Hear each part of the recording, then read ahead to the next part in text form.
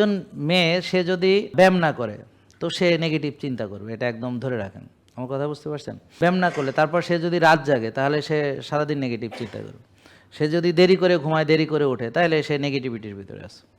তারপরে সে যদি ধরেন সয়াবিন তেল খায়, সাদা ভাত খায়, সাদা রুটি খায়, অথবা ফুচকা, বেলপুরি, ঝালমুড়ি এগুলো যদি সে খায়, বা কেক, খোক এগুলো যদি খায়, বুঝতে পারছেন, বা বার্গার, স্যান্ডউইচ এগুলো যদি খায়, বা পিৎজা টিজ্জা এগুলো যদি খায়, বা ভাজা পোড়া মানে এগুলো যদি খায়, তাহলে এই কটা জিনিস যদি তার ভিতরে উপস্থিত, যে তাহলে সে সবসময় নেগেটিভ ক্যারেক্টার হবে। তার সাথে কথা বললে আপনার ডিপ্রেশন হবে।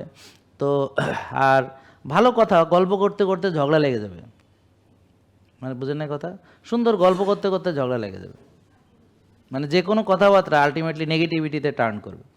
তো দেখেন এরকম যে গল্প করতে করতে ঝগড়া লেগে যায় কিনা, সুন্দর গল্প করতে করতে ঝগড়া লেগে যাবে, দেখেন মেলে কিনা। তাহলে সে রোদ্রে যায় না, তার ভিটামিন ডি কম, তাহলে এটা একটা কারণ। সে ঘাসে হাঁটে না, তার চান্দি গরম, এটা একটা কারণ। সে দেরি করে ঘুমায়, দেরি করে ঘুম থেকে ওঠে, নষ্ট খাবারগুলো বেশি খায়, বারবার খায়, এবং ভাজা পোড়া এবং বিশেষ করে ক্রিস্পি ক্রাঞ্চি মচমচে কচকচে জিনিসগুলো খুবই পছন্দ, এবং চিনি ছাড়া তার চলেই না, অথবা দুধ চা বলেন বা সুগারি যে কোনো কিছু বলেন। তো যখনই দেখবেন যে সে ভাত খুব পছন্দ, ভাত ছাড়তে পারতেছে না, বিশেষ করে সাদা ভাত বা রুটি পরোটা, হ্যাঁ, বা ভাজা জিনিসগুলো এগুলো খুব পছন্দ, তখন বুঝবেন যে ও এইটা হয়ে যাবে। জেকে লাইফস্টাইল লিমিটেড, ওষুধ মুক্ত সুস্থ জীবন।